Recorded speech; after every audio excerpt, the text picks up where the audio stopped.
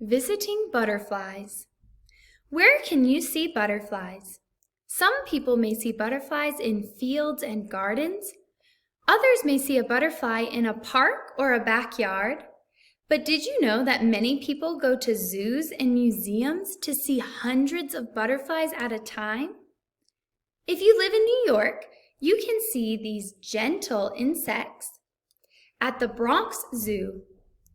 First, you walk around an outdoor butterfly garden where you can learn about butterflies and how they grow. Giant sculptures of butterflies and caterpillars decorate the garden. If you are tired, you can even rest on a caterpillar bench. After you enjoy the garden, you can visit the butterfly house. First, you walk through one door into a tiny space.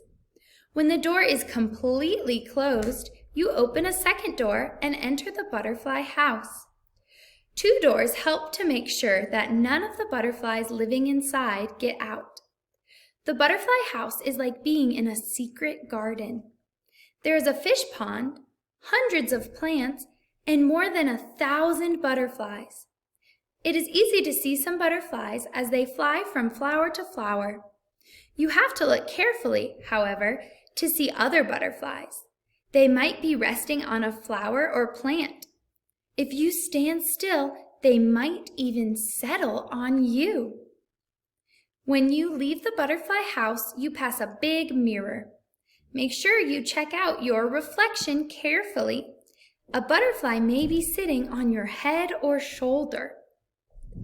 In Texas, you can visit the Houston Museum of Natural Science to see butterflies. Inside this museum is the Cockrell Butterfly Center. This butterfly home is a 3-story glass building. Inside, there is a 50-foot waterfall and hundreds of rainforest plants and flowers. The butterflies here are never lonely. There are hundreds and hundreds of butterflies flying around. As you look at the butterflies, check your guidebook. How many different butterflies can you recognize? The butterflies at the Cockrell Butterfly Center come from all around the world. Every week, shipments of chrysalises arrive at the center. A chrysalis is a developing butterfly inside a hard shell called a cocoon. The center takes care of the chrysalises until they grow into butterflies and come out of their cocoons.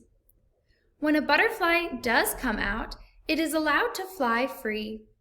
If you watch carefully, you can see butterflies fly from flower to flower, stop to sip nectar, or land on a surprised visitor. After visiting the Cockrell Butterfly Center, you can visit a section of the museum called Insects and Us.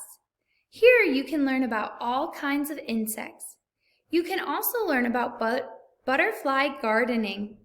That's where you learn about the kinds of plants you can grow in your own garden to attract butterflies. The end.